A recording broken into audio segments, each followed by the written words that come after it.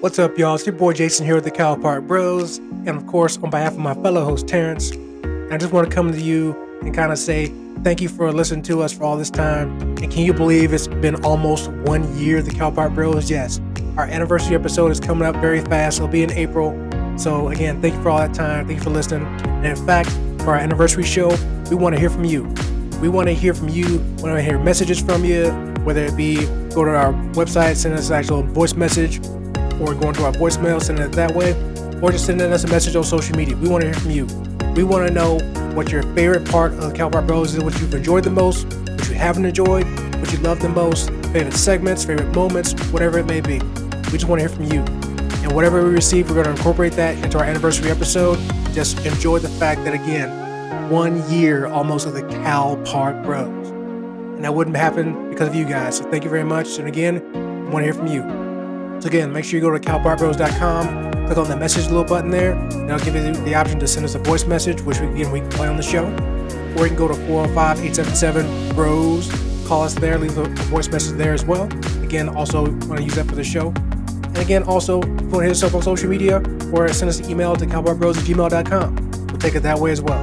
Make sure you get on that and do that, so we can get that done. We can hear your voice. We want to hear from you. All right? But always, don't forget, when it comes to the Cow Park Bros, make sure you like us, love us, share us, and follow us. Because if you like us, why wouldn't you? Welcome to the Cow Park Bros podcast. I'm your host, Terrence, and with me is my co-host, Jason, calling in for the Batcave in Indianapolis. Jason, how are you, my good man? Hey, man, it's Tuesday, so you know what it is. Are we ready to get this show in? Episode 43, man. It's getting closer and closer to episode 52. It's coming, folks. But right now, we're focusing on 43. Let's get it in. Yes, sir. Thank you for listening. This is episode 43. My man Jason has stated of the Cow Park Bros podcast. For the uninitiated, Cow Park Bros is the podcast to hear. We are a weekly podcast for fans of culture, current events, sports, life, and entertainment. And as always, we're your hosts, Terrence and Jason. And every single Thursday, we bring to you a brand new episode where we discuss the current events of the day, sports, and the athletes we love. And even some of the athletes we loathe. No matter the topic, you can expect a brutally honest and fun exchange of snark while learning, through the lens of our 30 years of friendship that originated in Calumet Park, Illinois. And folks, for more behind the scenes of the Cow Park Bros show, make sure you go follow us on social media, Facebook, Instagram, Twitter, TikTok, YouTube.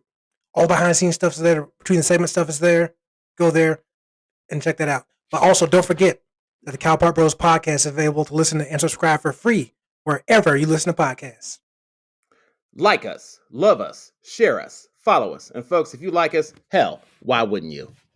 That's right, folks. Like Terrence always says, we are the podcast to hear and watch. So make sure you're living it, loving it, and doing it. All right. Coming up next, the first segment really, is we were going to talk about the history of Black History Month.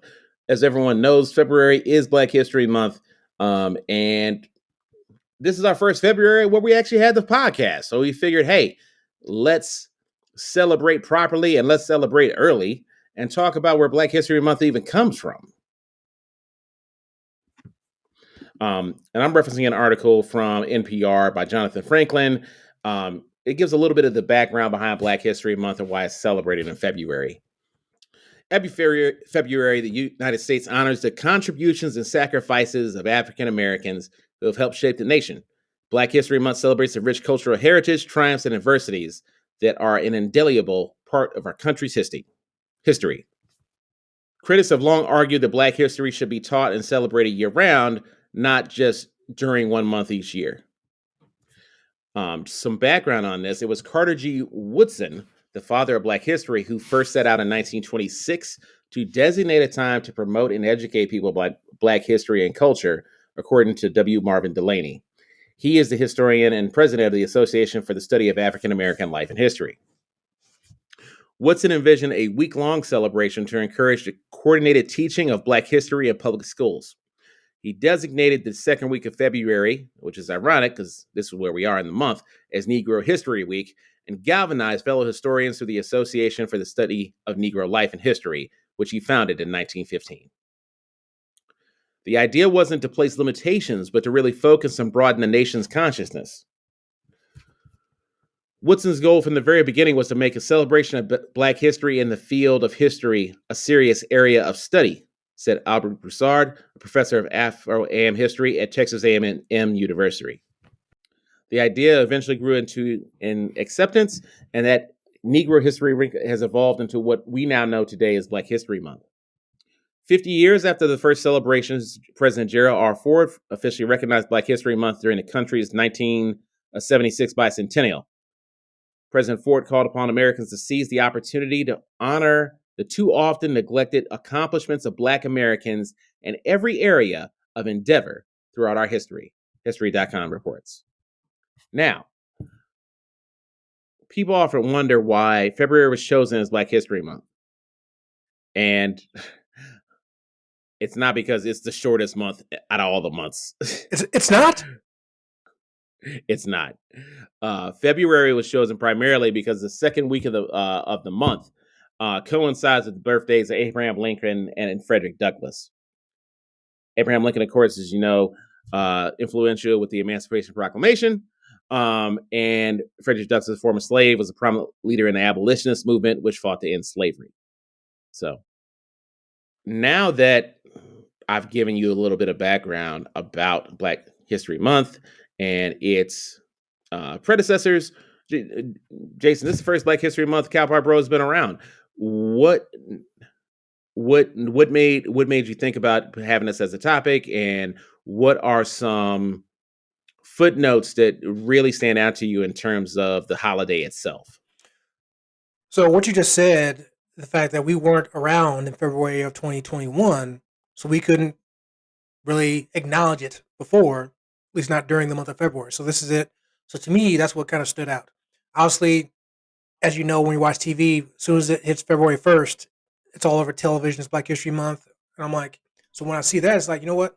We should, some point during this month, whether it be the beginning, middle, end, whatever, need to acknowledge in some sort of way Black History Month by talking about it. And why in particular, I kind of wanted to at least go over the little bit of the history of Black History Month and maybe talk about what it kind of means to us, what our, you know, memories are of it being introduced to us, kind of go over that a little bit. But that's why I wanted to make it a topic, because we didn't have a chance to last year. So for me, and you and I both, we went to the same, excuse me, elementary school, predominantly black elementary school. So, and we also went to the same high school, which was a predominantly white high school. So, kind of have two different perspectives there when it comes to how Black History Month is presented, or how it's advertised or celebrated, or lack thereof. But I distinctly remember when we were in elementary school, middle school, that and I could misremember this, but I feel like that it was it wasn't celebrated all year long. But I feel like they weren't only just putting up the the posters on the wall, the stuff along the chalkboards. I feel like they weren't only doing that in February. I could totally misremember that. I admit that. I feel like they didn't just do it only during February, because I think they recognized that obviously the school was predominantly black, so it's like these are our young children. Let's let them know about this now, but not just during February, during the shortest shortest month of the year. So I do remember that. And obviously, we went to Shepherd. Things are obviously different, which is what it is. Different perspective, nothing wrong with it. But I distinctly remember getting that education as best as possible at Calumet. Now, now this obviously I don't remember. You can jump in on this. I don't know how in depth they really went with it, because at the time, keep in mind we're only middle school kids. So obviously they teach you about Martin Luther King and Malcolm X and all the, like, George Washington Carver, stuff like that. The and I hate using this term, but hopefully you know what I mean. All the basic stuff, because everybody knows Martin Luther King. When it comes to the civil rights movement and Black History Month, everybody knows Martin Luther King. That's what they all want to jump to and praise, which I get that. Not saying they should, but how many people really know in depth other people? You know, I feel like my knowledge of Black history, you know, um, stalwarts and milestone people, I probably don't know a whole lot compared to people that do. You know, I feel like I could know more. Um, but that's why I wanted to make it a topic, and that's kind of my you know first memories of Black history. Being introduced to me. And obviously, it was around before we got to middle school. We went to middle school in the '90s. So Also was around long before that. Um, didn't quite remember that it was used to be Negro History Week. It was only a week, um, but at the same time, that gives you a reminder about how far it's come. Because I know we joke around, and there's jokes out there that we have the shortest month of the year, but at least there's a month now. We only had a week before, so. Um, but I do agree to something you said that it should be something acknowledged and celebrated all year long, not just one month. Um, but I guess technically that could be said about any other race is recognized, whether it be Asian American History Month or Latin American History Month or whatever it may be, Hispanic American History Month, whatever. I feel like all those things could be celebrated all year long, and they can be, even though the government may not recognize it all year long. That doesn't mean people like you, me, can't. You know what I mean? Yeah, I looked at that as I I look at Black History Month as a chance to emphasize not only the past but also emphasize the present and potentially focus on the future because and I never looked at Black History Month. I often we tried to approach this from a serious perspective, but part of the Black experience is laughing through the pain. So for me, I I think about every time some schmuck would try and say, "Why isn't there a White History Month?" Isn't that basically the other 11 months of the year? So I mean, seriously, I mean, isn't it though? Same thing when people say, you know, a black entertainment television channel is racist. Why do we have a white entertainment channel? Well, like same thing. Isn't that pretty much every other channel? So, yeah, I agree with you there. Yeah, let us have uncut. Damn it. At 2 in the morning. Yeah, yeah. It's and plus when you think about how much um, Black art is, it it's funny because of another uh, topic we're going to take on, which is cultural appropriation. Is it's funny when people talk about um, the idea that our art is so accessible. Art should be accessible. You just got to acknowledge where the hell it came from. You know, um, think about I'd make a comparison. No one acu- No one accuses Black people of cultural appropriation of the Italians, even though they love Becker's pizza. You feel me? Yeah, I mean, I definitely hear you there. I hear you. Yeah, like part of part of part of the American experiment is the exchange of culture. You can't put the shit in the box. And I look at Black History Month as effectively an opportunity to showcase, like, hey, we didn't have this in storage the last 200 years. It's been on Front Street. It's been, um, you know, it's been eaten. It's been lived. It's been breathed into. It's been, um, you know, permeated through not only our childhoods but the childhoods of our forefathers. And so when people were saying like, "Hey, why can't we have this fill in the blank History Month?" I'm like, you already have it. Like, it's not about you. It was never meant to be about you. It was about to showcase, frankly, pioneers of America, people that helped build this nation. And I don't even think at this point that's all that revolutionary of a statement. Don't don't try and critical race theory bingo me though. Okay, that's not a revolutionary statement that Black people had a prominent role in building America. And so I look at Black History Month as an opportunity to showcase that evolution, that foundation. And so ironically, we talked, Jason, you talked about our experience at Calumet. There's nothing about that said, "Oh, y'all not welcome to the celebration." There's nothing. There's nothing anti white about Black History Month. If we're being completely No, honest. you're absolutely right. I mean, it's even at Calumet, at least during the early years of us being at Calumet, not so much in 7th and 8th grade, but in those earlier years, yeah, there was decent amount of representation of non-black kids at that school. Considering that the town itself was pretty dominated. Again, that changed later on in Calumet, which we don't need to go on that topic. But yeah, exactly. It's not exclusive.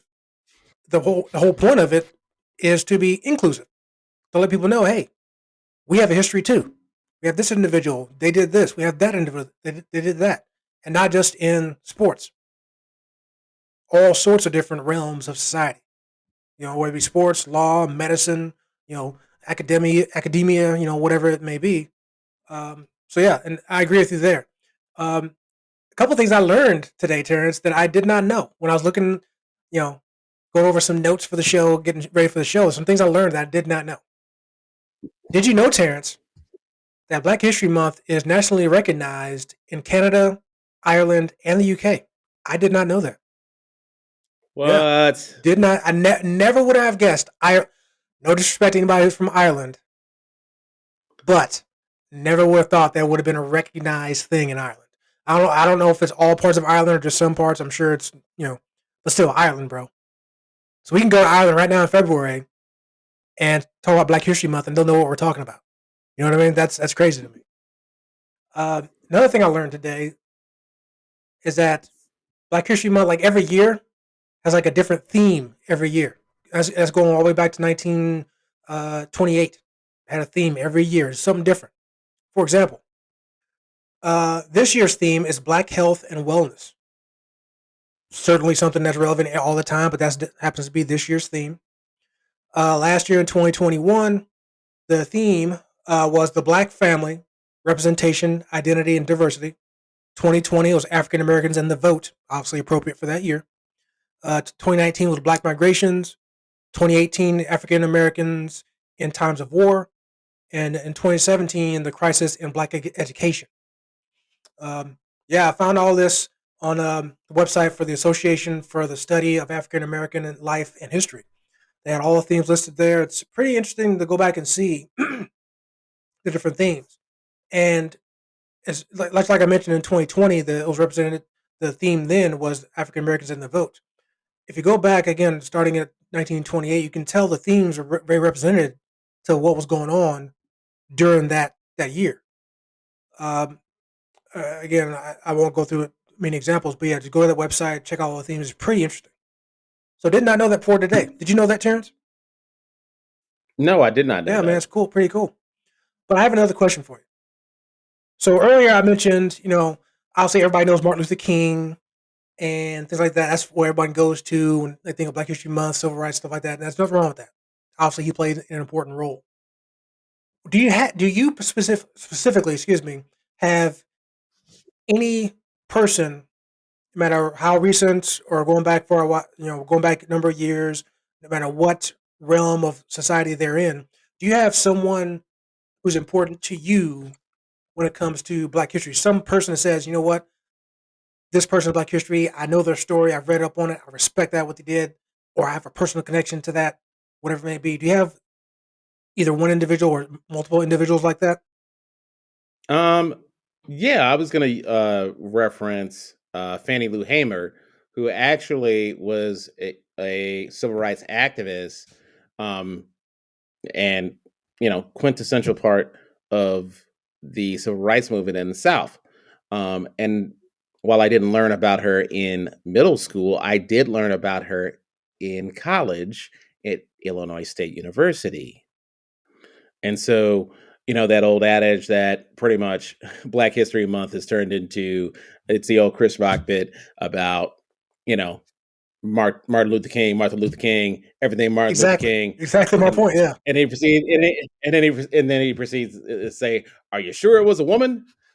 And so, Fannie Lou Hamer is effectively, the the stalwart that you mentioned within the civil rights movement, um, encouraging African Americans to register to vote. So, um, someone that I learned about, and I often look about, I, I look at our experiences and we think about, something crazy like the fact that Black History Month is celebrated in Ireland. That's great. Um, but I often find that the the breadth of our experience, both in times good and in times bad, often is far more wide than probably we were led to believe. There were way more stars in the civil rights movement than I think we were led to believe growing up. So, we kind of, to your point, especially in, middle school, it's like, okay, you kind of get the base model. You got your Sojourner Truth. You've got um your Martin Luther King. You got your, Carter G. Woodson. But we we really didn't get that expansion of, like, okay, how many more women were involved in the civil rights movement, for example, until we were much older. So, and I think the average kid these days probably is having a little more diverse um, presentation in terms of Black History Month in that regard. So that's one person I thought of. So just quick, I'm gonna tell you one my personal one myself. But one quick fact about the Irish Black History Month. I actually celebrate that in October, and it began nationwide in 2014. So still new, but still, it's again just kind of blown away that they do that. That's pretty cool. But for me, the if I had to pick one, go ahead. Yeah, I mean, No, go ahead. I was just gonna, make the joke. I was like, hey, that's okay. Arizona didn't start celebrating until 2000. Well, there you go. Good old Arizona, always bringing the heat and no blacks. But yeah, I said that. But anyway, so the one person for me, if I had to pick one individual that says, okay, in Black history, this is the person I can connect with. I feel his personal struggle. I respect him very much. Uh, is Jackie Robinson for me. Now, obviously, people know him from the baseball, whatnot. Him being um, recognized as the first person to break the color barrier, excuse me. But just from that aspect of it, the fact of the matter is, obviously, we've seen the movie 42. I've actually seen also the movie with him, actually, Jackie Robinson actually starring in the movie about himself. I've seen that movie as well as the other ones that come out as well. Andre Braugher even played him once in the movie as well. And even all the accounts, obviously, through movies, and Jackie Robinson, when he was going through all this stuff with the minors before he got to the Dodgers, he was only 27 years old. I think back to when I was 27 years old, and you can probably say the same thing about yourself.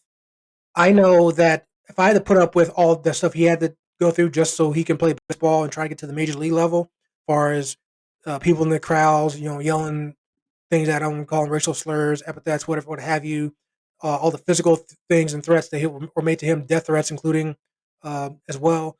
And keep in mind, he had a wife and child. So um, I know I personally, at 27, I probably wouldn't be able to handle that as well as he did.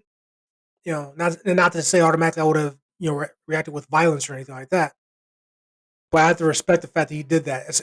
As someone who's a huge fan of baseball and someone who grew up many years playing baseball, and obviously we never know what would have happened between 1947 through the early 90s when I started playing baseball if Jackie Robinson had failed and just didn't do well with that.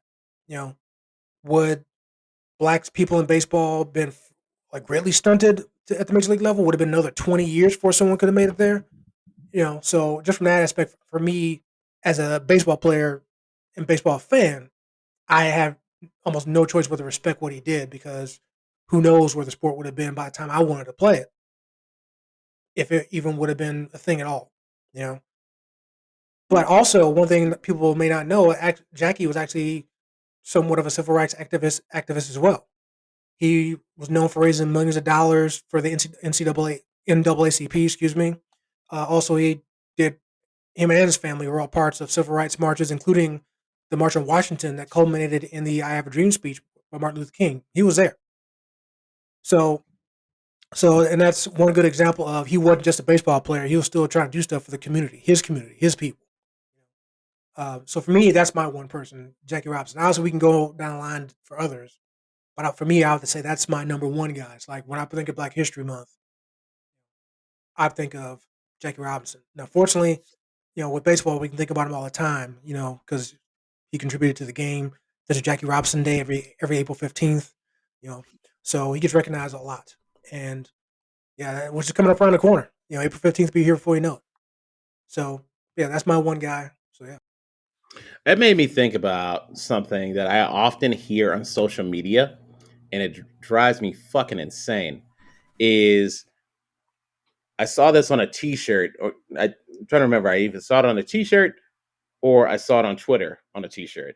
Anyway, it's still reckless, and the shirt said, "I am not my ancestors," and of course, the inference is basically you as a black person wouldn't put up with any of that shit during during, I don't know, Jim Crow, or dare I say slavery.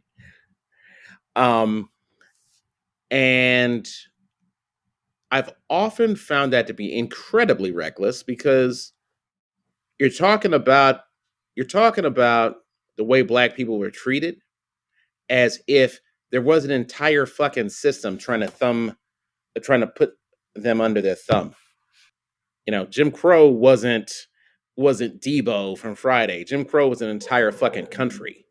And so when when I see things like that, I feel compelled to call them out because you are bastardizing the entire premise of the black experience in America.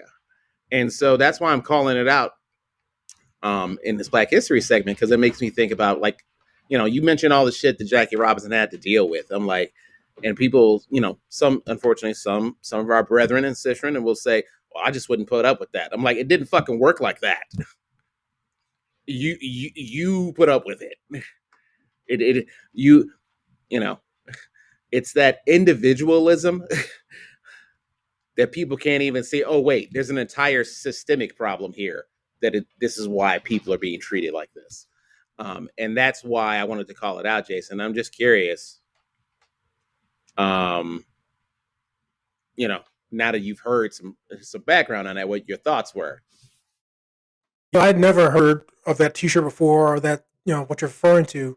But that's funny that that's the explanation you gave of that, because when I heard that phrase, "I'm not my ancestor," my mind went in a totally different direction about what the meaning of that shirt probably means. And I could be wrong. I don't know if there was an actual intention of it. But when I hear that phrase, "I'm not my ancestors," I took it more of, yes, I'm not my ancestors. You know, as in I wasn't a slave. I didn't live through Jim Crow. I didn't have to fight for my civil rights, at least not to the depth of what MLK did and his brethren. So I look at that as to say that I'm not my ancestors, so I didn't have to deal with that. So I am not going to use that as a crutch, to say, hey, the reason why my life is messed up is because of slavery.